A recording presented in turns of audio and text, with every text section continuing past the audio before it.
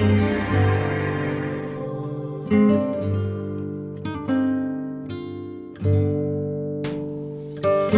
thanks for joining us, folks, on a Family Through Service V2VG podcast, video podcast. Yeah. A little bit of a flood there, but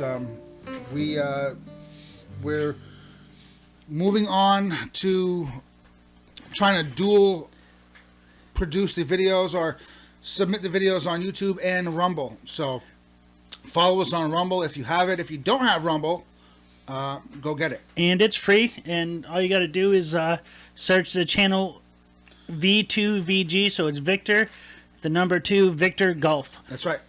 So, like I said, if you don't have Rumble, go get it.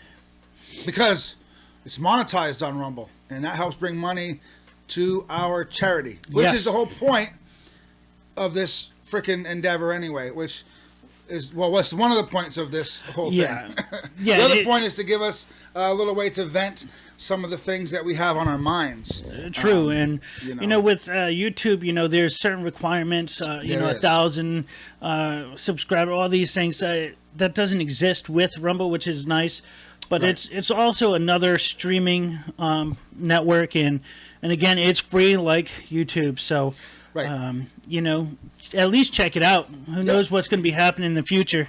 So you never know. So the last video we did was on the situation in Ukraine, which, as a matter of fact, you can't see on my laptop, but is being processed right now to go up. But this time we're shifting gears a little bit.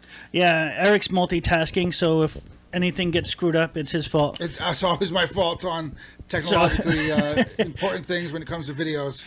Especially audio. So if this one's all screwed up, then my fault. Yeah. So, we have done a few complaining videos, and whether it be on cases or on the government and whatnot. We had a very great experience yesterday. And it kind of inspired me to want to do one on humility and how important it is for everybody, not just organizations, to treat others with humility, and even if you don't like the person. Yeah, humility, respect, integrity. And I agree with you. Even if you don't like the person, you have to treat them with that at least a modicum of respect. Yeah, because there's still, there are exceptions.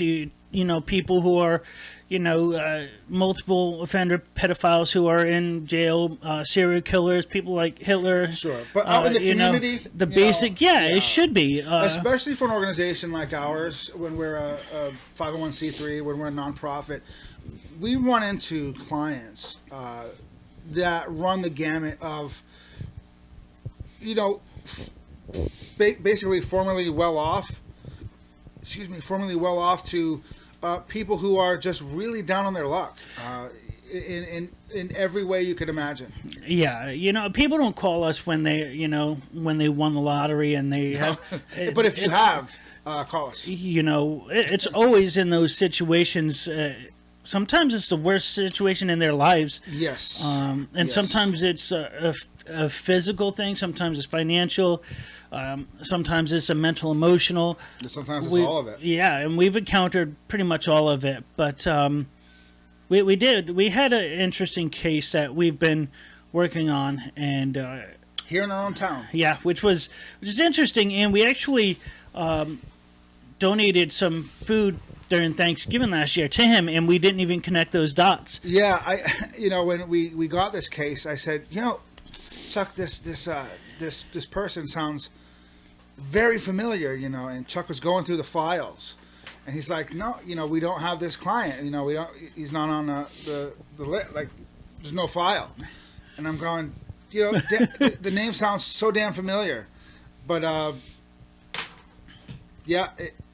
we ended up, when we went to the house, that's when all the pieces, all the cards fell into place, all the chips fell down. We said, now we know where it came from. Yeah, and you guys, so before your wife Jen and I had the positive experience, you and her went the day before.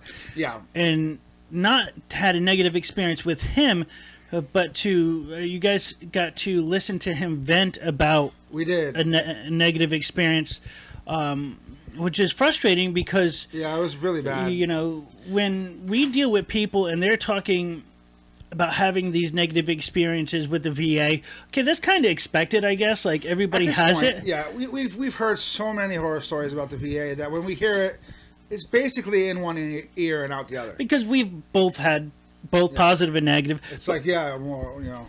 But when you hear stories about nursing aides and people who are supposed to come, it's far more devastating to an organization like ours, who everything we do is based on a donation of our time and our resources. We get nothing out of it in a monetary sense. So I know that was very troubling, and he himself contacted Adult Protective Services. He did. So the situation is, so we were contacted about this client to assist him with some things that he needed in his home. And while we were getting that going, he had called us, and actually, because he didn't know where else to turn. And he called us and he said, you know, I haven't had anything to eat or drink in 2 days. I haven't been able to take my pills. And so I don't know what else to do. So immediately we went and we went and got him, a case of water, because he can't move. He's immobile. He can't move well, I should say. Yeah. We got him some water. We got him some food. And we went to his house. And when we provided him with these things, he told us a situation where he called the agency, the state agency that's the home nursing people, and told them, I haven't been able to get up because of my medical condition to get water or food to take my medicine. Can you send someone to help me? No, they do send someone out to his house, the nurses, to help him on a schedule, but it was between the scheduled visits, see? Yeah. And he told me, and Jen, he told me that their response was, it's not our problem. And I said, wait a minute. What they were just saying, oh, well, you know, it's. He said, no, I'm going to tell you exactly what they said. That's not our problem. Yeah. What the fuck? It's not our problem. The man hasn't had anything to eat or drink in 2 days because he can't get up. Never mind the medication. You can't go that long without drinking anything. Not only that, but it is as much as your problem as anything can be in that field of work. That's literally your Adult Protective Services. That's literally your problem. To protect typically the elderly, right? To protect somebody who can't protect themselves. And so when we went out there that day to provide food, so he yelled at him on the phone and was like, yeah, that is your fucking problem. Like, this is what you do. So when Jen and I went back and we went and, we got rid, he's in a really bad situation, folks. They did send out two nursing aides, and they were in a very foul mood when they went to his house. Yeah. And they were like, well, who are you guys? And we were like, we're a private charity. We brought him food and water because you guys weren't coming out. And they were like, oh, well, and they didn't come with food and water, by the way. No, nope. So I don't know what they were there to do, maybe to assess him and maybe eventually go get food and water, but they were very unpleasant. So, and that's with us there. Yeah. So I can't imagine what they would have done or how they would have treated him had we not been there. And so as you guys being advocates, and so why is this important? Before we get into the positive experience we had, it's important because it affected his entire demeanor, his whole thought process of himself.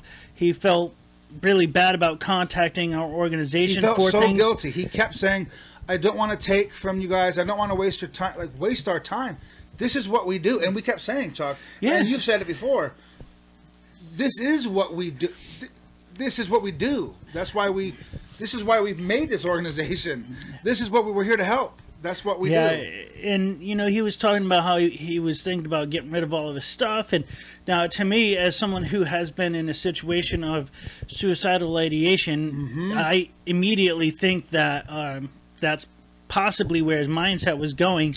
That's one of the signs. Right? Yeah, definitely. Especially you talk to someone who has so much pride in the things that they have. Like, he's got trinkets, he's got all these things. He doesn't have much, but what he has is he has a lot. Don't get me wrong, but it's all his. Yeah. He doesn't have much by way of that. That's he can take ownership of, because he doesn't have his movement, he doesn't have his freedom, but what he owns is his. Yeah, and so we had been working on this probably for about a week, trying to get all the details right. Right. And we put a motion up to help purchase this piece of furniture for him. Everything was approved. Your wife Jen and I went down there. They're like, "Oh, Rent-A-Center's like, oh, we have it here." We go in there and we're completely prepared to pay, and pay and deliver. And the people there were like, "No, this is our gift for the veterans of our community. This is something we want to do." And then on top of it, they had schedules to pick up stuff, but not to actually deliver.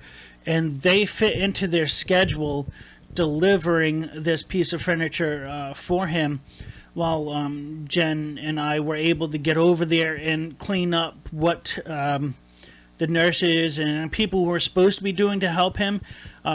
And thankfully, and I make jokes about gloves being for pussies and everything, but thankfully Jen brought 2 pairs of gloves because they needed the gloves. It was a very unfortunate situation, and he felt terrible about it. But because the man has pride still, and so not only did Rent-A-Center do this out of the kindness of their hearts and stuff, but they actually brought it into the house.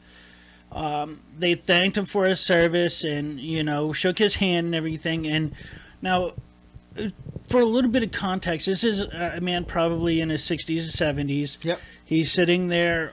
And he's in his mind. Yes. Oh, yep. yeah. He's got his faculties. Yep. But he's sitting there with a shirt and pretty much in an adult diaper. And most people would probably go in there with disgust or kind of that half-cocked look or what, but they didn't. They went in there and they shook his hand. They said thank you, and like his entire spirits were lifted just by that. And they treated him like a man. Yeah, like an individual. And it's one thing that we do it because of our organization. We try to do that, but they have nothing to do for that. Like, it was not part of, none of what happened was actually part of their duties or schedule. That's right. And that goes an exponentially long way in making an individual who's down on their luck, down on their psychic, their mental and emotional, spiritual energies feel like a man again, feel like a person again. To look them in the eye and shake their hand and say, thank you for your service. Make them feel like a person. Give them some humanity back, especially on the heels of being told, "Oh, you haven't eaten or have anything to drink. That's not our problem." Yeah. By people who's supposed to be looking after you. I mean, Rent-A-Center here really picked up the pace. Yeah, it was huge. They really did, and Jen and Chuck went there and they cleaned up the place to make room to bring in this piece of furniture, and it's not clean, and it's not a not messy, filthy job, and he was embarrassed. Yeah, oh, absolutely. And so it's not like he was sitting there thinking, "Yeah, do this for me because you have to do it." He had pride left, and that's what makes it worth doing. Because if he had the attitude like, "You're here to serve me," it would be more like, "Fuck yeah, right." Yeah, like bare minimum stuff. But again, there would be some humility given, but the respect probably wouldn't be as high towards the individual. Like, we don't have. This isn't our job either. We're just doing it because we chose this to be our job.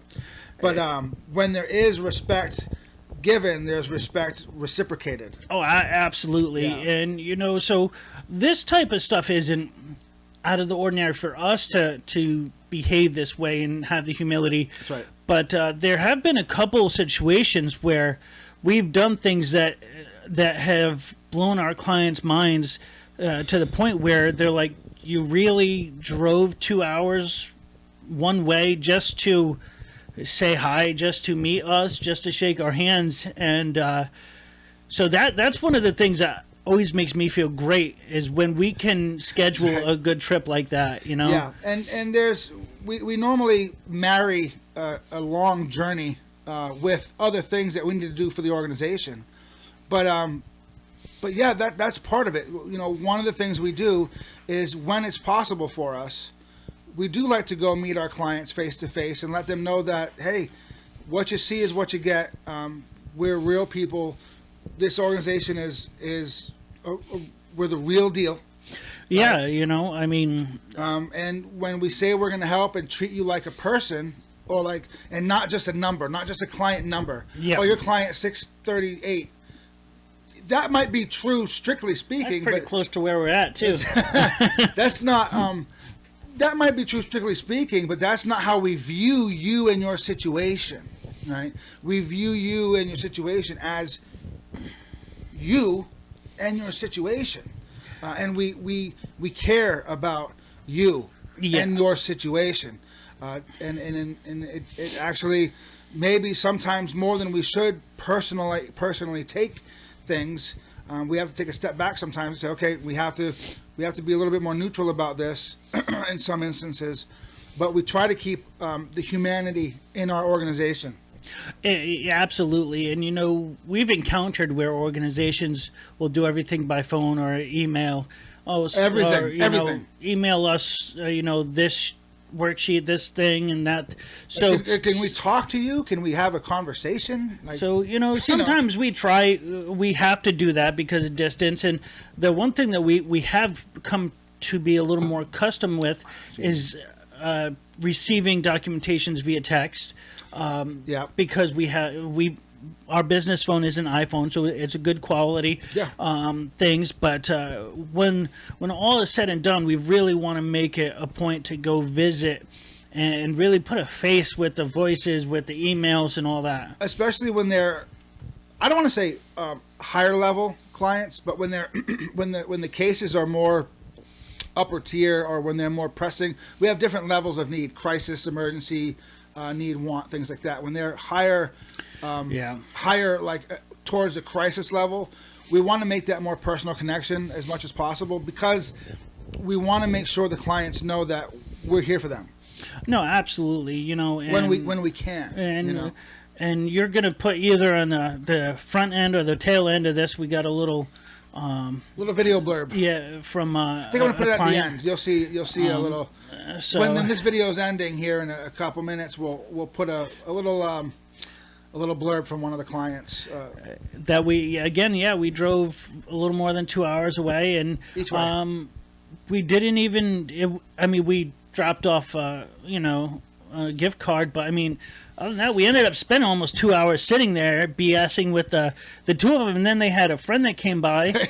So we were like just kind of having a good, intelligible conversation with other individuals and talk about our experiences and things and why we do what we do.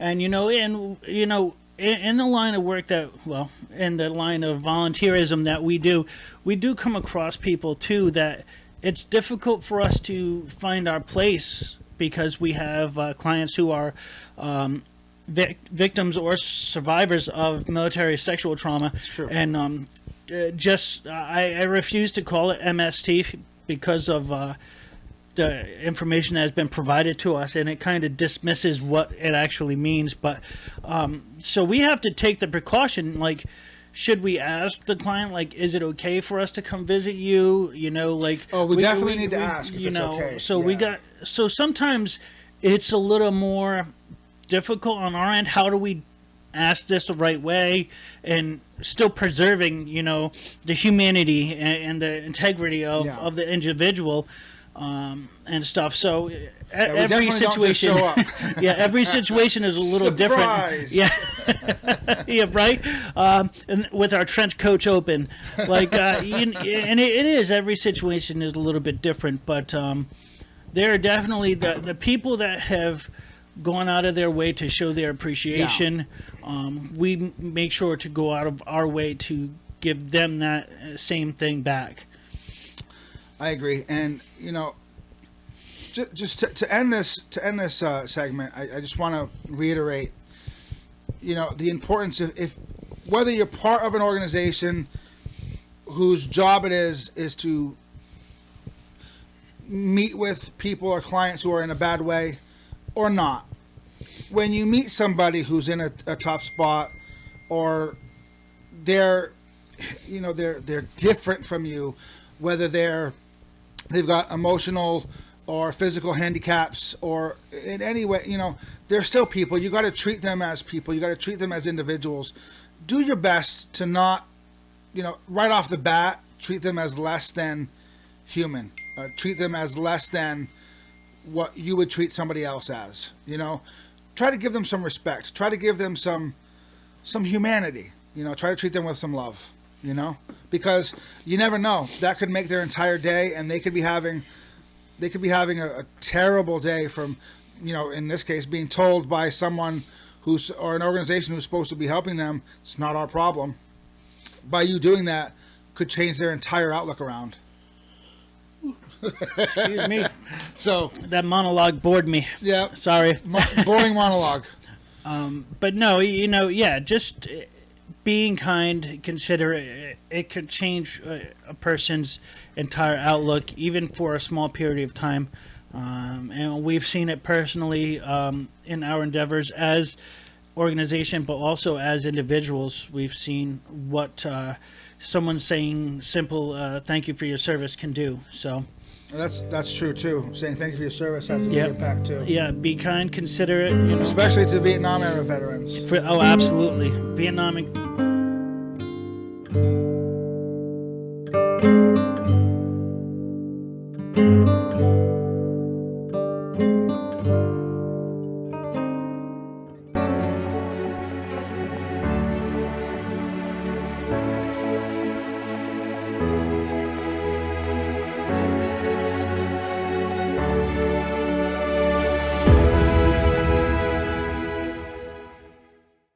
Give a quick testimonial. So there you go. Okay, yes. Thank you. Well, welcome to Berwick, Maine. I'm Maggie. This is my husband, Dave. Chuck and Eric came this morning to visit us. We've only known them for a short time, but they drove all this way, 2 hours, just to come visit us and spend the morning with us. So we love you guys. We love what you do, and we love your channel. And just thank you. You guys are just amazing. So. Thank you very much. Thank you. All right, we'll see you in the car.